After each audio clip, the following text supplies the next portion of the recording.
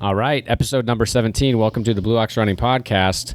We are getting into springtime 2023. I'm looking out the store window here, and we have no snow on the sidewalk or in front of the store, which is very, very different than a week ago. Marathon season is getting in the air. It is almost April. But Alicia, what is your word of the day, word of the week? What's your word? Let's do B words. So let's do B? Braces and bucks. These are two different words than what you shared with me before we started the podcast. I love this. Alicia's getting more comfortable with improv. We will learn more about apparently braces and bucks. I think I know where you're going with that when we come back from the theme song. So what's your spring running goal? Qualify for the Boston Marathon. Claim the beer mile title. Training for a triathlon. 20 minutes again under a 5K. The run happy. Balance, running and family. Finish Grandma's marathon. To not die. Fast. Or slow. Let's go! Fast or slow! Let's go! Fast or slow! Let's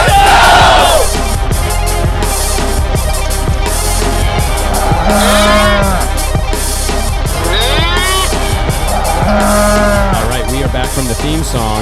As I recall, there's a lot of mooing at the back end of that. So we are not talking about bulls or cows or ox yet, but we are talking about braces and bucks. What do you have in mind for us? This is a running podcast, by the way.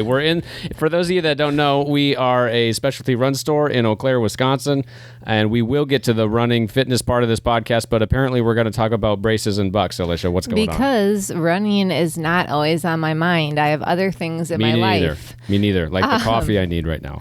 So we just wrapped up spring break, and we went to a Bucks game and saw Giannis, and it was awesome.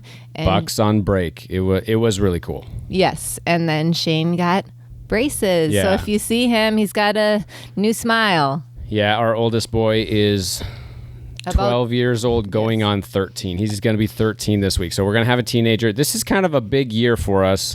I feel like I think that every year. I get into the numbers a little too much. I used to be a math teacher, but this year is pretty big. He's turning 13. We're going to have a teenager. This year is also, coming up on 6 years to where we moved back from Eau Claire. Shane was he's always been our oldest, obviously, but he was in second grade when we moved to Eau Claire. Now our youngest is in second grade, so it's all moving very, very, very fast for us. So I know we talk about running advice. If anyone wants to give me teenager we're gonna advice, need some coming teenager in the store, advice for sure. Feel free to keep that convo open too. I feel like I've been affected more than Shane. I mean, he had a hard first day with the tightness of the braces, and it was a thing, and we actually had someone over for dinner, and he wasn't able to be at the table. He was like almost in tears with trying to eat, and there was some good drama there, but he looks older. Like, it is kind of crazy. The days are definitely long right now. We're in our peak season for retail. We're getting ready for the marathon season, but the years are flying by. I don't know if you feel like that, but I certainly am having a lot of dad moments lately. Alicia and I both turned 40 this year. Alicia already is 40. Woohoo! That's right, and I'm getting there very, very soon. So, someone asked me in the store yesterday, they're like, how's it being 40? I'm like, great. That's right. I'm kind of excited for it. This is like the 6-week window, though, that Alicia has her birthday before mine, and I always like to... He tells me every day I'm older. I usually play it up, every year, but this year especially when we're straddling different decades. Like, she's in her 40s and I'm in her 30s. This is a very good opportunity for me to feel young, even though I do not feel young right now. I feel... You married up. I've always married up, regardless of age. Okay, bucks, braces, and marrying up. That's that. Anything else going on with your running? I know you did, I think, your longest run of your build-up yesterday. Because you are how far away from your kind of spring goal? Yeah, I'm 3 weeks out, and we're busy right now, like Adam shared, and so I totally goofed and thought I had longer. So hence why my long run happened yesterday during the day.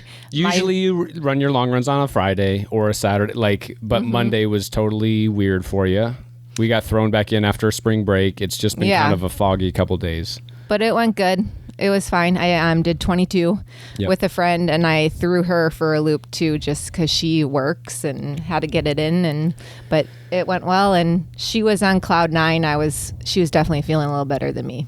Well, even like Alicia's running the Boston Marathon, and that's on a Monday. And even honestly, for me, having a race day be on a Monday, or I've done it before where I do a adventure run or something on a random Tuesday or Wednesday, even that kind of screws with my training plan. It's not like it really messes it up, but even mentally, when you think of, oh, I have 2 weeks to go, oh, I have 3.5 weeks to go, when it's kind of like leading into that next week, when you look at it on the calendar, I think this is what happened. You hadn't had a down week for a while, and then spring break happened last week where we had our kids and we traveled a little bit, and that just kind of like, you know, when you kind of don't know what day it is or even what week it is, you kind of got off by a week with how many days you actually had until race day. And actually looking at the calendar, Alicia.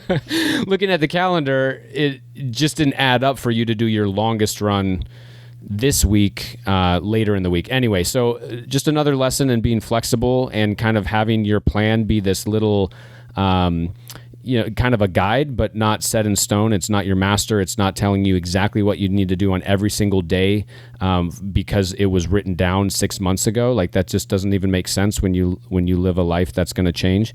So I thought it went great. Yeah, and honestly, even if I wouldn't have got that run in, like just to be flexible, like I'm fit, I'm trained.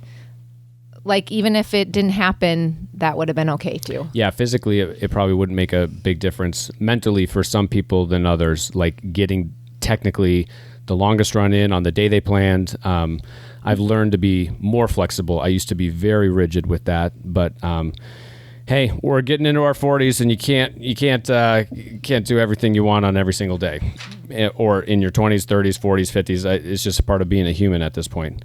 Hey, we are super excited for this episode. We are actually coming back to having a guest.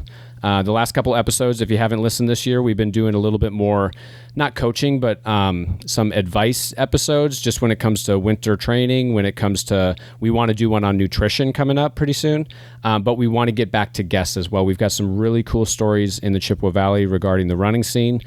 Something that I saw all over my social media this last week was a group full of people did the Goggins Challenge. I don't know if people know about this or if everyone listening knows about this, but you're basically getting, I think, 48 miles within 48 hours, and you do it a really kind of fun, crazy way. So we'll get into that with our guest, but before we do that, we will put on the music and come back with our guest from the herd.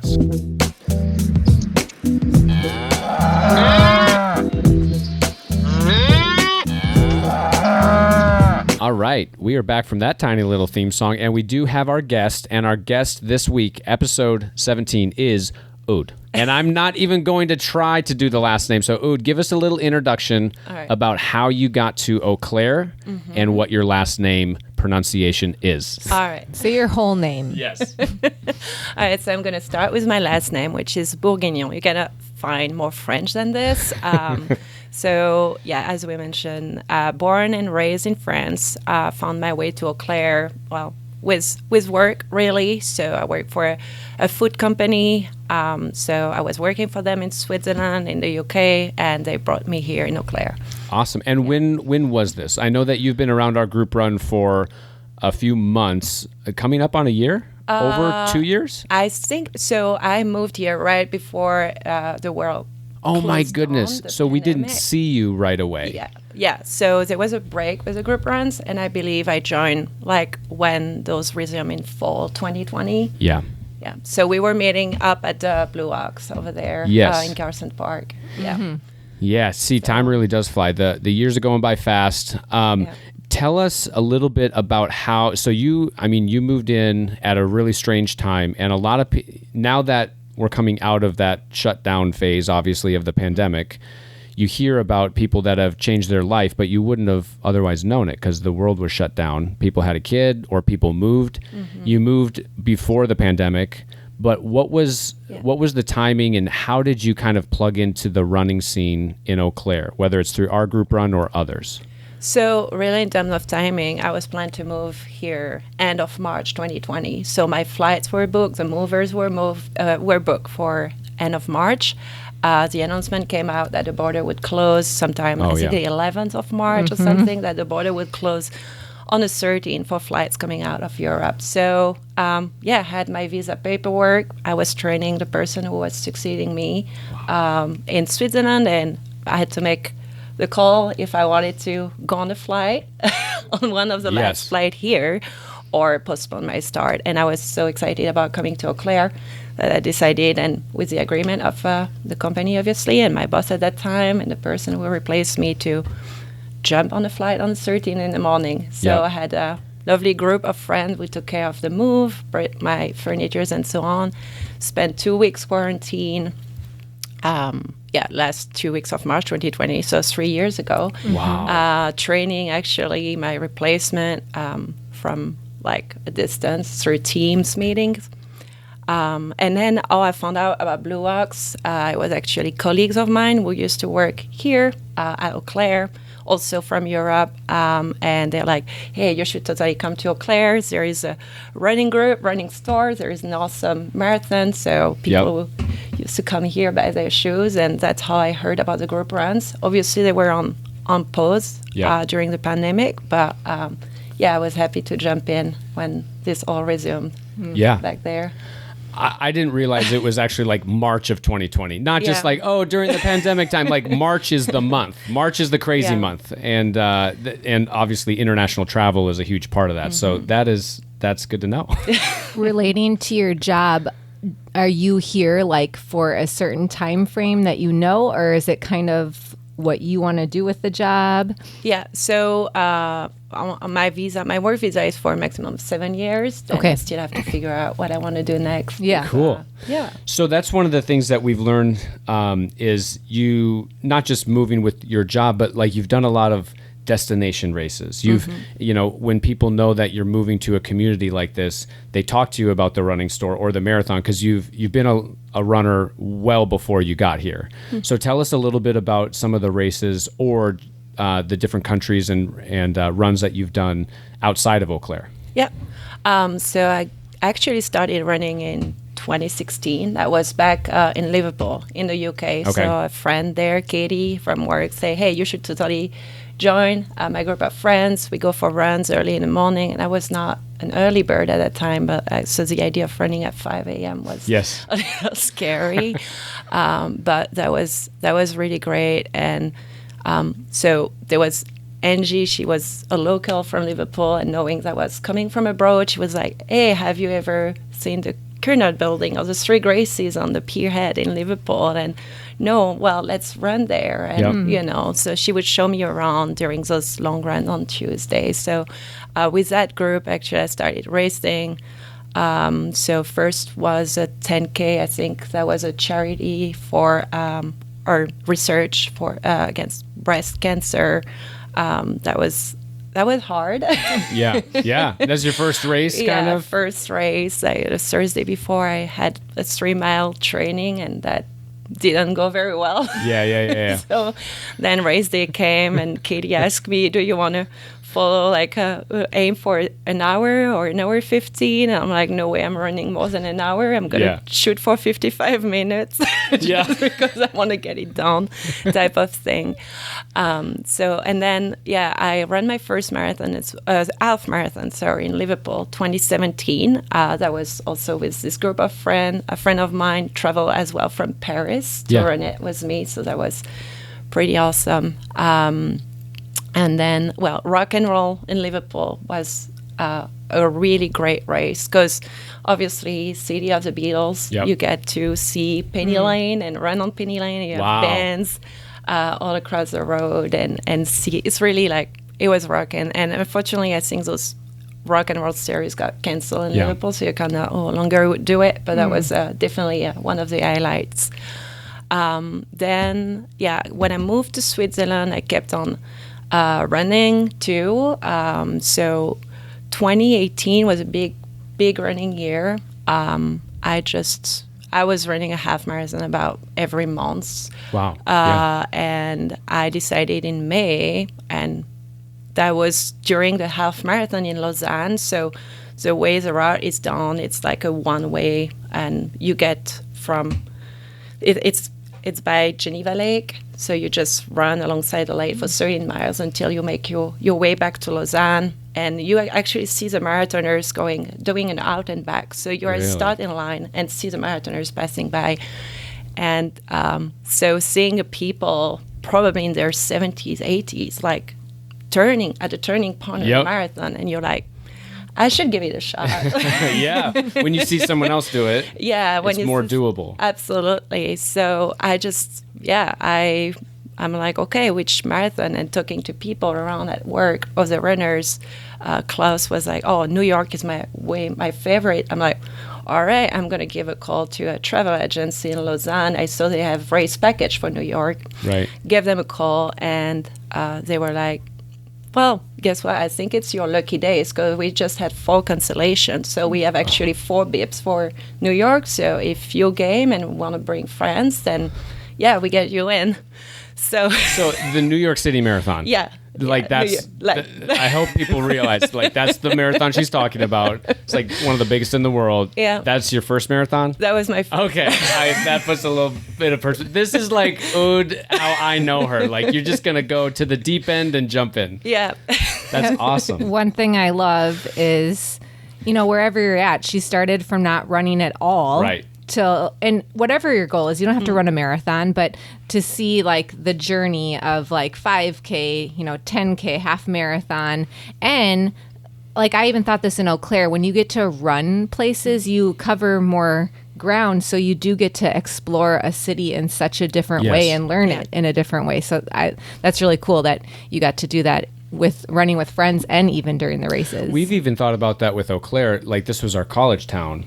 And when you're on the cross country or track team, you get to like know the city more than the average college student who's just kind of like in their apartment or dorm or in their house, and they know campus for sure. But exploring and knowing a city is a lot more possible when you're not just in a car going to work and back, got to go to the shopping spots and back, grocery. When you're running around it, you get to know it a lot more, and you've traveled so much that I think that's hopefully an asset where you get to like branch out of your normal, Airbnb spot. Yeah. Yes. So you ran New York, right? That's your first marathon. That was my first marathon. Yeah. So we had those 4 bibs. I gave a call to my friend Heike. She's in Switzerland, and I'm like, hey, how are you game for the New York Marathon? She's like, sure. Who's not game for the New York Marathon? And we had 2 other friends who work in the same company as me. And the 4 of us made it for the trip. Remember the day before, we took the ferry to Staten Island. And I was like, this is so far away. Yeah, this is not. What have I done? And was that your first time in the U.S.? No, that was not the first time. Yeah, I came to the U.S. first time, I think, was 2016. Okay. For 3 weeks. And then did you do other marathons after that, or? Yeah, so then my friend, Eike, she actually was very bummed because she ran New York in like 4 hours and 3 minutes or something. And she really wanted to break the 4 hours mark. So she contacted me like 3 days later to say, hey, how about we run Paris in April? 3 days after New York. Yeah, right. Like, that's the second and third day is when the soreness is the worst. Yeah. But were you sore after you ran your first marathon? I was sore. Yeah. Okay. Yeah. I was like, because you just do so much. You are in many things. So I'm like, do you get sore too? Yeah, I do. Oh. Marathon number 2 was already scheduled? It was just after the New York thing. So I think she's such a good friend, like traveling to the US to run with me. I'm like, I can probably go on a train and run Paris with her in April. So we did that April 2019. If you've never been to Paris, actually, I think the Paris Marathon is awesome for sightseeing. You don't realize, but you really can see all the spots. You run by the Eiffel Tower, you run by like Concorde, everything like along the Seine River. So it's really awesome. You don't realize actually, and well, coming back to our points about traveling in a city and so on, you see Paris as being very big, but when you start running around and so on, it's actually a very small and it's accessible quaint. city. Yeah. Yes, I was there in college. And yeah, it does seem so massive, but you're right. Everything's kind of together close by. It reminds me of when we lived out east, the Marine Corps Marathon. It goes around all the monuments in Washington, D.C. And to do all that and to see all that with a car and traffic and parking is, a full day. But if if they open up the streets and they have their permits paid and you pay the registration, it's like a really unique opportunity to get into the nook and crannies of kind of prime real estate, to say it differently. One thing that sticks out to me as you're saying this is there's such a social component. Even how you started running, and then you did some shorter races and you're in a half marathon, but then you see somebody else do a marathon and you think I can do that too. But then a friend is doing it with you and then you're going to do it with your friend. Have you always been kind of leaning towards training and racing with other people, or have you ever gone out by yourself and done an event by yourself, or how do you kind of approach running all those miles, whether it's by yourself or with other people? Yeah, I think it's mostly the social aspect that I like, and that's why also I kind of join group runs. Yes. And so on, like this opportunity of chit chat and like spend or do all those miles with a group. I trained for the first for New York part of it, or most of my training was on my own, and it was hard, harder. I would take my time. It would be all different, put music on, but definitely the social aspect is my favorite way of going after a run or a race. Yep. Yeah. And I can tell that. I feel like the first time that Aude was here, a lot of times, and we don't want it to be like this. Some people say it's a little intimidating coming to a group run. Maybe they haven't run with other people. Some people think that everyone at a group run is like a fast runner, which isn't true. Like we're all training for something, and there's just people all along, all different paces, and we want to make it welcoming. It shouldn't be intimidating. It's not intimidating, but Aude kind of shows up and she's just like, "Hey, I'm here to stay." I felt like you just inserted yourself to be part of the group from day one, and that's really telling with what you want out of not just a group run, but out of a new city, a new place to explore. And then we find out that she's in, the trail running group, and she's in Moms on the Run, and she's not even a mom, and she's in all these different groups that we know about, and it speaks to how welcoming, I hope, and we know that all these groups are, is that someone can not even be from Eau Claire and basically be in every single running group in Eau Claire. Well, and I want her to speak on those too, but I wanted to add for her, because I have studied abroad only for 6 months, not as long term as you, but to put yourself out there, it says a lot about your character of just, it is like you're in this whole new place, meeting new people. And I feel like, at least I can speak at our group run, you also go up to new people and welcome them like you've been here for 30 years. Right. So I feel like I'm always seeing her run with other people or someone new that needs to be talked to. So that's really awesome too, because that's not always easy to do. Like everyone else should be doing that to her. Right. So right.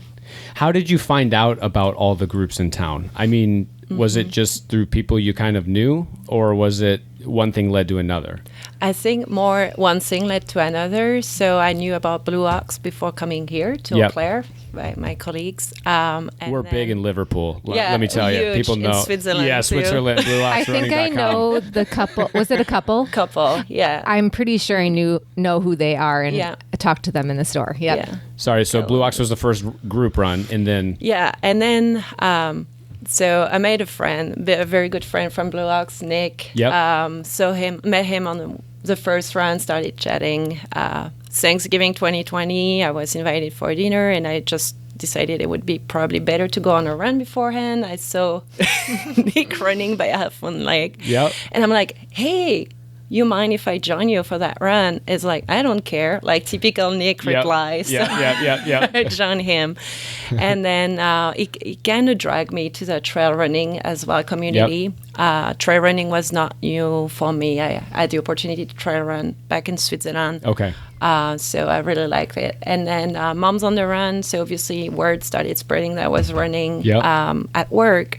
So a colleague of mine and Laura just came out and say, hey, do you want to come run with Moms on the Run? I'm like, I'm not a mom. And she's like, you don't have to be a mom. That's so awesome. I know, which is so true. You don't, but you don't. most of them are moms, and I love that you're in it. Well, and you went on a trip with them, right? Yeah. I mean, you're part of the group. You went on one of their like distance, I don't know what you call it, whether it's a trip, vacation, running vacation. Run vacation. Yeah. Awesome. So no, that's great. That's a great group to run with. We do things that I would not necessarily do by myself, like interval training, a little strength training, and all pace is welcome too. And you have people training for Boston. I think we're going to join as well the trip, Alicia. And then people were just doing like going back to kind of couch to 5K type of plan. So awesome. Great range. Tell me about trails in Switzerland. Yeah. I mean, the trails in Eau Claire have to seem a little bit more mellow. Yeah. Depending on, over in Europe, even some of the, the Rockies and the San Juan Mountains in the United States, they still, American trail runners, even the professionals, struggle at how vertical it can get over there. Were you doing really vertical type of runs, or what were the trails like over there? Yeah, the runs I did was nothing like crazy like UTMB or things like that. Right. It was 13, 14 miles with like, I don't know. Can you help me with elevation, translating from meters to feet? Just say meters. Just say meters. Yeah, like 1,200 meters incline or 2,400 meters, things like that. Yeah, so it's like 7,000 feet. No big deal. So you did run up a mountain. Yeah. Well, one of my favorite there is Aletsch Half Marathon. And again, that was a friend, Thomas, who kind of told me, hey, let's go run that one together. And actually, you get all the incline in between kilometer 19 and 21. The last 2 kilometers are just vertical. Just brutal. But you stop, you have like a glacier, you have like, they give you like life-saving blankets, like the alufoil, and you're like chilling. Kind of finisher short that you get at the top. So that's pretty awesome. Yeah. That is very cool. Are you doing anything this spring? Like, are you training for anything, or are you just kind of moving around and doing? How do you approach training if you are training for something? And are you right now? Yeah. So I'm actually going to run the Eau Claire Marathon. Awesome. The full. Yeah. So hold on. You were on a relay last year, right? That was a 2021. Okay. Yeah. But you ran the whole thing. I ran the whole thing. Oh, yeah. Yes. Sorry. I just had to add that. Was that the year in the fall? I was like, I thought your leg was supposed to be over. Okay, hold on. I saw you finishing. So I got the answer to my question. She's going to run the Eau Claire Marathon 2023. But back to 2021, what happened? What happened? I signed 2 groups. From work, so 2 teams, because I think it would be awesome. Like we could have like 2 people and chit-chatting on each leg. And the first leg, Brenna was running with me. She had like pain in her hip, and she was just like, "Hey, Aude, I feel like you have energy. Just go. Don't worry about me." I'm like, "No, it's something we signed up together. And if I want a workout, I'm just gonna run another leg, and that's just fine." And then one thing after the other. So I ended up running leg 2. So obviously you have 2 people jumping in. Nick was also there. The relay is normally 4 people, so you're running between 5 and 7 miles at a time. Yeah. So then you're on leg 2. Leg 2, I run. It was a lot of fun. I had the legs. And then leg 3, I see Jen and Laurie, and I'm like, hey, what pace you guys think about running? And they're like, well, 10-minute mile. So I'm like, okay, I think I may give it a shot. And I was just running on a trail and waiting for them, taking pictures and so on. I was so happy to spend time with the whole group. Yeah. And then I'm like, hey, do you think I can run the whole thing? And they were like, yeah.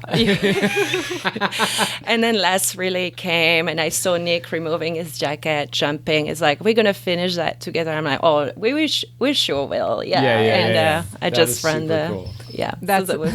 I just remember because we cheer in front of the store, and you were supposed to be leg 1, right? Yeah. I feel like I knew that because we like talk about what we're doing in group run and stuff, and I was like, she's still out there. Finishing. And it wasn't like a lot of relays. the whole team will get together and cheer on that fourth runner for the last, 2 blocks, and everyone kind of comes in together. But we're like, there's 3 miles left, and she's been running since I think we you could see told her. us. You felt good enough to even talk to us and be like, Right. no, I'm running the whole thing.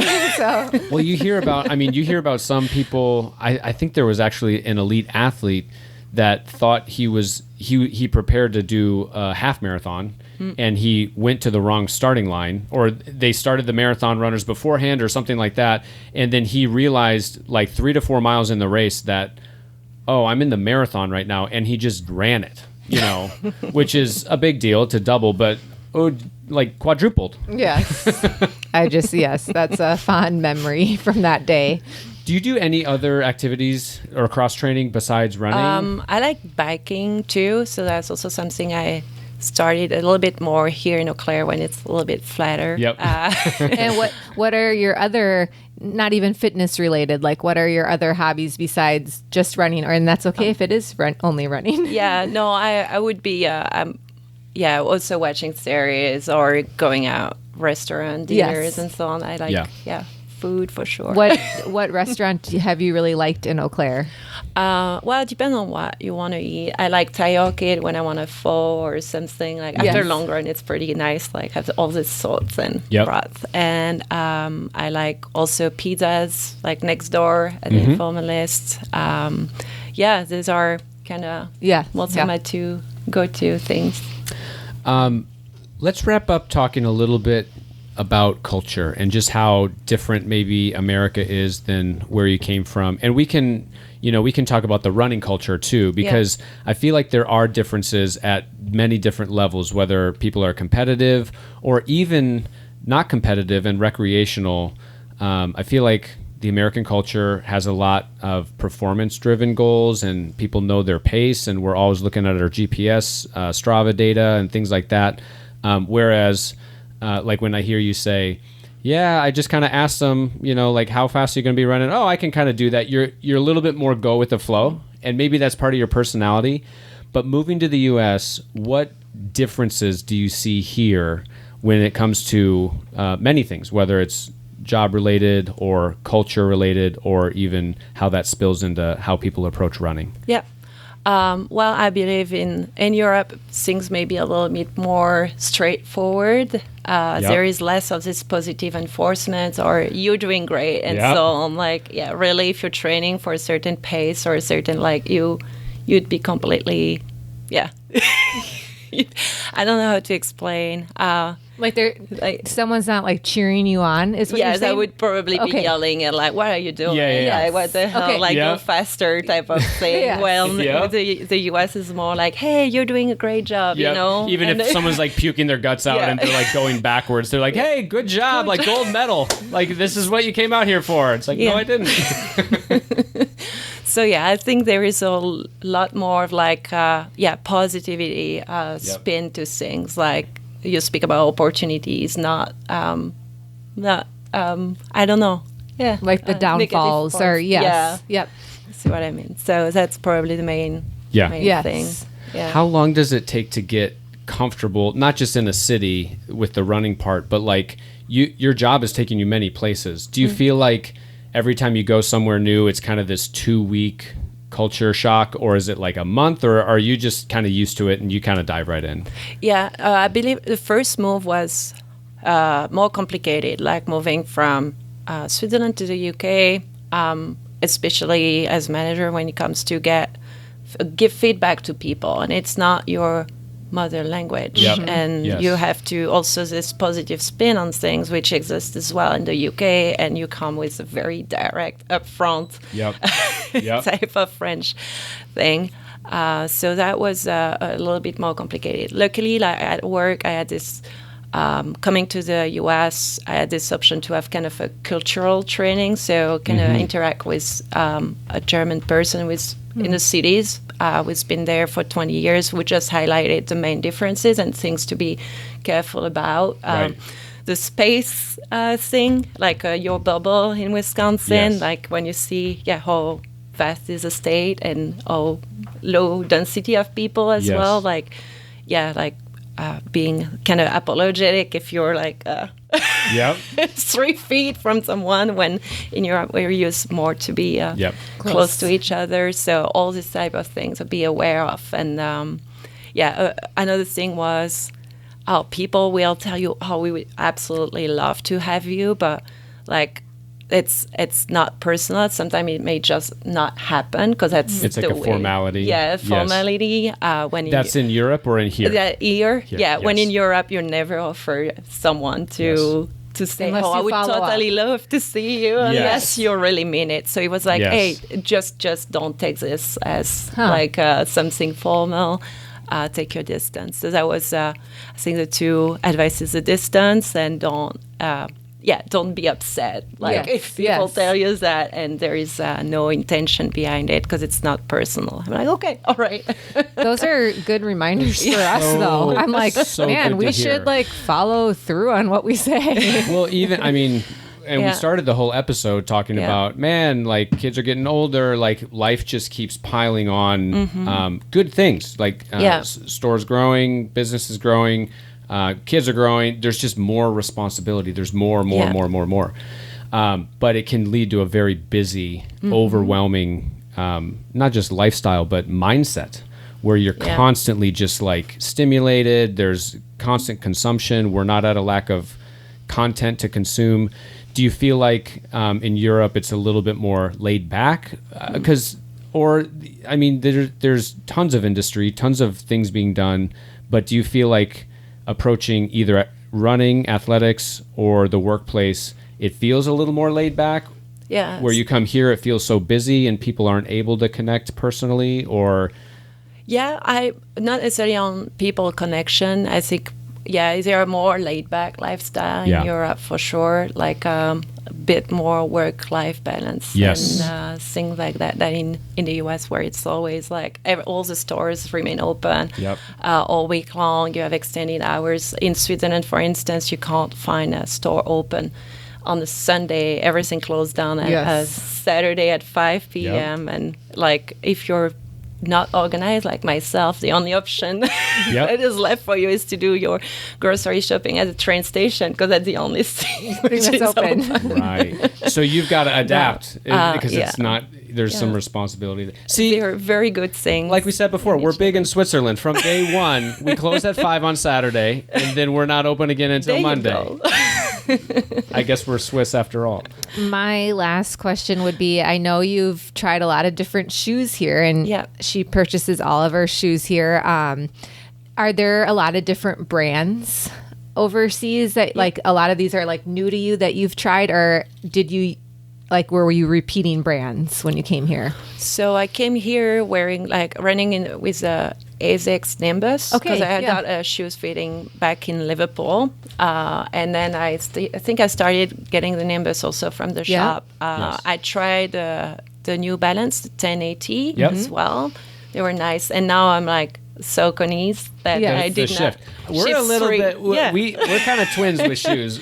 I've done the 1080. The endorphin shift. And have you gone back to the Nimbus? Is that just updated? No, but I heard that they're great. Yeah. Any brand that you wore overseas that like we don't have, or I'm just interested in like what a lot of people wore. Yeah. No, I was running with ASICS. Okay. So I could find You always just assume those things aren't available, but they are. Yeah.